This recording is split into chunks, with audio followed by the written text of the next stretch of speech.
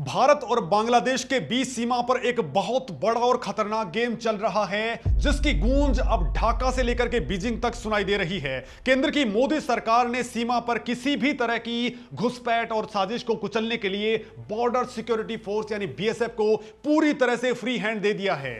Bharat Bangladesh border पर अब तारबंदी और फेंसिंग का काम किसी भी कीमत पर नहीं रुकने वाला है। बीएसएफ ने बांग्लादेश की सेना और उनके बॉर्डर गार्ड्स को आमने सामने की मीटिंग के अंदर क्लियर और कड़े शब्दों में चेतावनी दे डाली है कि फेंसिंग का काम तो नहीं रुकने वाला है और अगर किसी ने भी इस काम को रोकने की जरूरत की तो अंजाम बहुत बुरा होगा। और इससे दोस्तों ढाका के अंदर बैठी नई सरकार और उनकी सेना में इस कदर बौखलाहट है कि वो अब छिपकर वार करने का प्लान बना चुके हैं। बांग्लादेश की सेना सीमा पर लाउड स्पीकर लगा करके अपने ही नागरिकों को भारत के खिलाफ भड़काने में लग गई है। नौबत यहां तक आ गई है कि गुमराह किए गए बांग्लादेशी नागरिक भारतीय बीएसएफ के जवानों पर पत्थर फेंकने लगे हैं, ठीक उसी तरीके से जैसे कभी कश्मीर के अंदर होता था। लेकिन बॉर्डर पर हमारी भारतीय सेना और बीएसएफ पूरी तरह से एक्शन मोड में हैं और हर पैंतरे का मुंह तोड़ जवाब दे रहे हैं। सीमा पर हालात बेहद तनावपूर्ण हैं और एक बहुत बड़ी जियोपॉलिटिकल शिफ्ट हमारे पड़ोस में हो रही है। और दोस्तों इस पूरे के पूरे बवाल को लेकर के कुछ सवाल बन रहे हैं कि क्या भारत से उलझने की कोशिश कर रहा है बांग्लादेश का बीजीबी, बीएसएफ से वो क्यों ले रहा है पंगा? आखिर सीमा पर बांग्लादेश की सेना लाउड स्पीकर से भारत के खिलाफ माहौल क्यों बना रही है? क्या बांग्लादेश में भारत विरोध को जानबूझ करके हवा दी जा रही है? आखिर तारिक रहमान ने पहली विदेश यात्रा के लिए भारत नहीं बल्कि चीन को ही क्यों चुना है? क्या चीन अब बांग्लादेश को भारत के खिलाफ नए मोर्चे की तरह इस्तेमाल करना चाहता है? आखिर तीस्ता प्रोजेक्ट के बहाने चीन बंगाल की खाड़ी में कितना बड़ा गेम खेल रहा है? क्या सीमा पर बढ़ता तनाव सिर्फ शुरुआत है? इसकी असली टकराव अभी बाकी है। इन तमाम सवालों के जवाब दोस्तों इस वीडियो के अंदर मैं पूरी डिटेल के साथ देने वाला हूं, पूरा डिकोड करूंगा। पर्दे के पीछे चल रहे इस पूरे इंटरनेशनल माइंड गेम को समझने की कोशिश करेंगे। दोस्तों सबसे पहले चलते हैं सीधे ग्राउंड जीरो के ऊपर। भारत और बांग्लादेश के बीच में 4000 किलोमीटर से भी ज्यादा लंबी सीमा लगती है। इस सीमा पर इन दिनों एक अजीब सा ड्रामा चल रहा है। बॉर्डर गार्ड्स बांग्लादेश यानी कि बीजीबी ने अपने इलाकों के अंदर लाउड स्पीकर्स लगा दिए हैं। बीजीबी की 60वीं बटालियन ने बाकायदा गांव-गांव में जाकर के अनाउंसमेंट शुरू कर दिए हैं। लाउड स्पीकर पर चिल्ला चिल्ला कर लोगों को भारत के खिलाफ भड़काया जा रहा है। बीजीबी ने इसे एक जागरूकता अभियान का नाम दिया है। उनका कहना है कि वो सीमा पर रहने वाले लोगों को अवैध घुसपैठ और अनाधिकृत सीमा पार करने के बारे में सचेत कर रहे हैं। सुनने में ये बात बहुत नॉर्मल लगती है, लेकिन इसके पीछे की असल क्रोनोलॉजी कुछ और ही है। असल में भारत ने अपनी सीमा को पूरी तरह से सील करने का महाअभियान छेड़ रखा है। हमारी बीएसएफ दिन रात एक करके बॉर्डर फेंसिंग यानी कि तारबंदी के काम में जुटी हुई है। भारत का विजन एकदम क्लियर है, ना कोई अवैध घुसपैठ या अंदर आएगा और ना कोई स्मगलिंग होगी और ना ही कोई देश विरोधी तत्व सीमा पार करके जा पाएगा। अब इस तारबंदी से सबसे ज्यादा मिर्ची बांग्लादेश के अंदर बैठे उन कट्टरपंथियों को लग रही है, जिनका पूरा का पूरा नेक्सस ही इस ओपन बॉर्डर पर टिका हुआ था। बीजेपी के commanding officer lieutenant colonel S M Shariful Islam बयान दे रहे हैं कि वो अपने लोगों को अलर्ट कर रहे हैं, लेकिन ग्राउंड रियलिटी ये है कि इस भड़काऊ बयानबाजी के कारण बांग्लादेश के लोकल लोग उग्र हो रहे हैं। उस सीमा पर काम कर रहे हमारे जवानों पर पत्थरबाजी कर रहे हैं। लेकिन बीएसएफ ने भी अपना स्टैंड एकदम क्लियर कर दिया है। बीएसएफ ने बीजीबी को क्लियर संदेश दे दिया है कि तुम्हारे लाउड स्पीकर और तुम्हारी पत्थरबाजी से भारत का काम नहीं रुकने वाला है। मोदी सरकार से मिले फ्री हैंड के बाद बीएसएफ का एक्शन इतना ज्यादा तगड़ा है कि सीमा पार बैठे उग्रवादियों के पसीने छूटने लगे हैं। बीएसएफ की दहाड़ से सीमा पर एक ऐसा खौफ पैदा हो गया है कि कोई भी फेंसिंग के पास फटकने तक की हिम्मत नहीं कर रहा है। अब आप सोच रहे होंगे कि अचानक से बांग्लादेश का रवैया इतना ज्यादा आक्रामक क्यों हो गया है। आखिर वो कौन सी चाबी है जिसने ढाका के सुर बदल दिए हैं। इस सस्पेंस का असली जवाब ढाका की सड़कों और वहां की नई राजनीतिक हवा के अंदर छिपा हुआ है। इस कहानी का दूसरा और सबसे बड़ा एंगल है राजनीतिक और इंटरनेशनल कूटनीति। दोस्तों, आपको याद ही होगा कि अगस्त 2024 का वो वक्त जब शेख हसीना की सरकार रातों रात गिरा दी गई थी। उसके बाद मोहम्मद यूनुस के नेतृत्व में एक अंतरिम सरकार बनी जिसने खुलेआम पाकिस्तान और चीन से नजदीकियां बढ़ाना शुरू कर दी। इसके बाद इस साल फरवरी के अंदर बांग्लादेश में आम चुनाव हुए और सत्ता में आई बीएनपी यानी बांग्लादेश नेशनलिस्ट पार्टी और इसी के साथ प्रधानमंत्री की कुर्सी पर बैठे तारिक रहमान। तारिक रहमान की बीएनपी का इतिहास अगर खंगालेंगे तो आपको पता चलेगा कि इनका कोर एजेंडा ही भारत के विरोध में रहा है। सत्ता में आते ही तारिक रहमान ने अपने असली रंग दिखाने शुरू कर दिए। कूटनीति का एक बेसिक उसूल होता है नेबरहुड फर्स्ट, यानी कि पड़ोसी सबसे पहले। भारत के प्रधानमंत्री नरेंद्र मोदी ने दरियादिली दिखाते हुए फरवरी में शपथ ग्रहण के तुरंत बाद ही तारिक रहमान को भारत आने का न्योता दिया था। शुरुआत में यह तय हुआ कि तारिक रहमान अपने पहले विदेशी दौरे पर भूटान जाएंगे और भारत से भी उनके रिश्ते सामान्य होंगे। लेकिन फिर एंट्री होती है ड्रैगन की, जी हां, चीन। तारिक रहमान ने अचानक से अपना प्लान बदल दिया। उन्होंने भारत और भूटान के नौते को साइड में रख करके अपनी पहली विदेश यात्रा के लिए चीन को चुन लिया। और दोस्तों, अगले महीने जून के आखिर के अंदर तारिक रहमान बीजिंग दरबार में हाजिरी लगाने के लिए जाने वाले हैं। एक प्रधानमंत्री बनने के बाद अपनी पहली यात्रा के लिए भारत जैसे सबसे बड़े और सबसे अहम पड़ोसी को इग्नोर करके चीन की गोदी में बैठना कोई छोटी मोटी घटना नहीं है। यह भारत के लिए एक सीधा सिग्नल है।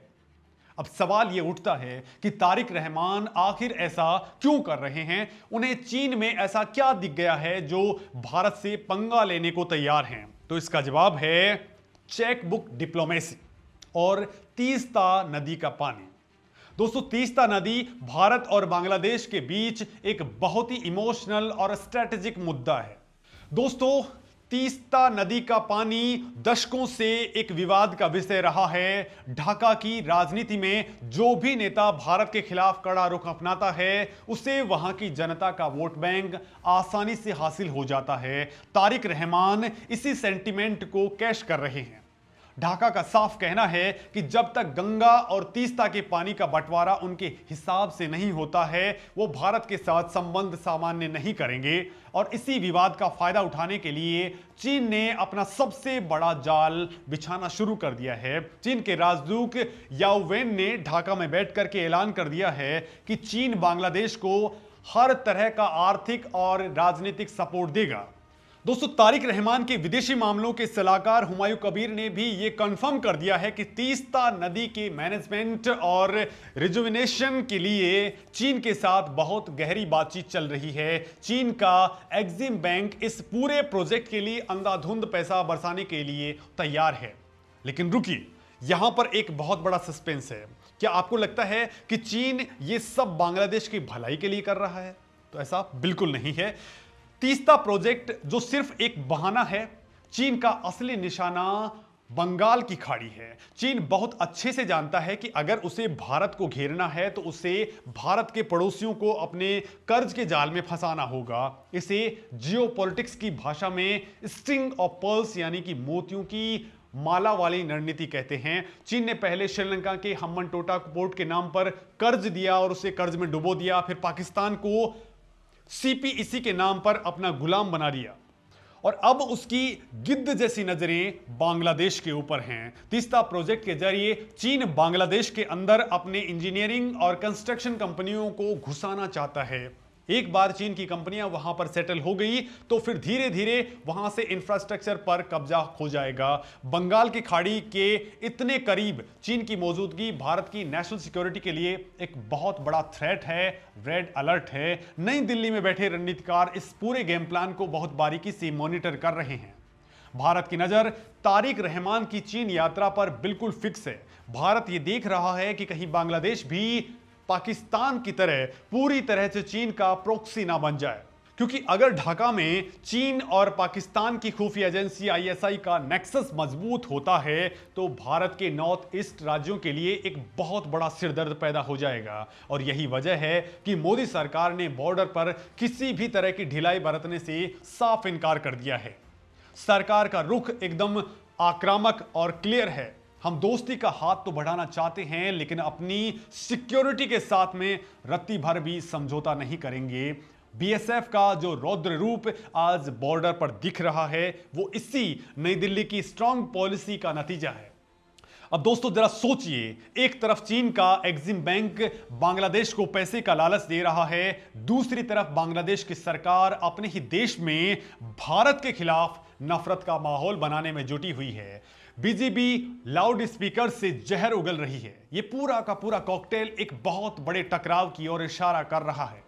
लेकिन भारत ने भी ईंट का जवाब पत्थर से देने की पूरी तैयारी कर ली है। बीएसएफ की पेट्रोलिंग अब पहले से कहीं ज्यादा इंटेंस हो चुकी है। खुफिया ग्रिड्स को पूरी तरह से एक्टिवेट कर दिया गया है। जो लोग सीमा पार आकर भारत में गड़बड़ी फैलाने का ख्वाब देख रहे थे, उन्हें बीएसएफ की गोलियों और सख्त चेकिंग का सामना करना पड़ रहा है।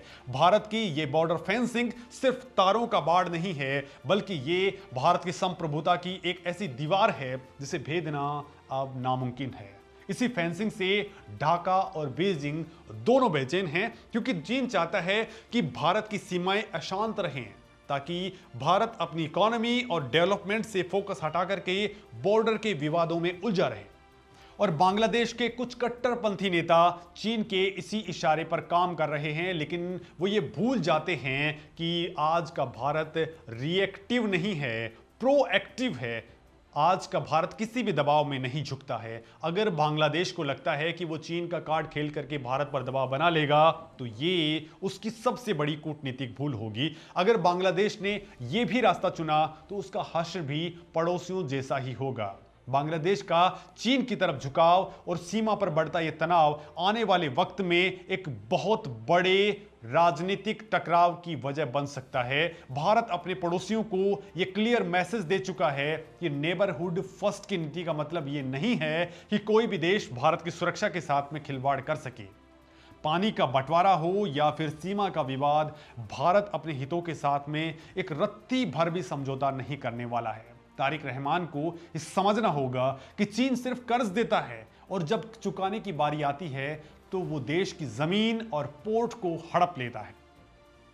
तारिक रहमान की सरकार को बहुत जल्द यह एहसास हो जाएगा कि चीन का कर्ज विकास नहीं है, बल्कि गुलामी लेकर के आता है। श्रीलंका और पाकिस्तान का हश्र पूरी दुनिया के सामने है। अगर बांग्लादेश ने समय रहते अपनी आंखें नहीं खोली तो उसका भी यही हश्र होने वाला है। भारत फिलहाल पूरी तरह से मुस्तैद है। दिल्ली में बैठी सरकार से लेकर के बॉर्डर पर खड़े बीएसएफ के एक एक जवान तक हर कोई इस नई चुनौती का सामना करने के लिए तैयार है। ये एक नए दौर की शुरुआत है जहां भारत अपने दुश्मनों को उनके घर में घुस करके कूटनीतिक और सामरिक मात दे रहा है।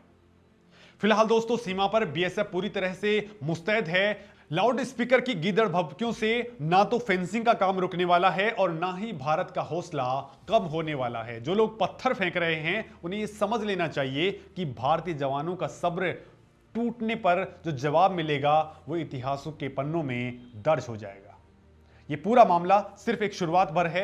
जून में जब तारिक रहमान बीजिंग की धरती पर कदम रखेंगे और जिनपिंग के साथ में बंद कमरों में जो डील साइन करेंगे, उसके बाद भारत और बांग्लादेश के रिश्तों में एक नया भूचाल आ सकता है। लेकिन दोस्तों, क्या ये भूचाल भारत के कूटनीति का सब्र होगा या उसका इम्तिहान लेगा, या फिर भारत अपने मास्टर स्ट्रोक से चीन और बांग्लादेश के इस पूरे नेक्सस को तहस नहस कर देगा? आखिर कैसे भारत बंगाल की खाड़ी में चीन के चक्रव्यूह को तोड़ेगा? ये सब जानने के लिए आप हमारे अगले वीडियो पर इंतजार कीजिए। तब तक के लिए आपको इस पूरे मामले पर क्या लगता है? क्या तारिक रहमान की चीन जाकर के बांग्लादेश को एक नए कर्ज के जाल में धकेलना, और क्या बीएसएफ को बॉर्डर पर ऐसे उग्रवादियों के खिलाफ और भी ज्यादा सख्त होने की जरूरत है? अपनी राय कमेंट सेक्शन में जरूर दें। धन्यवाद।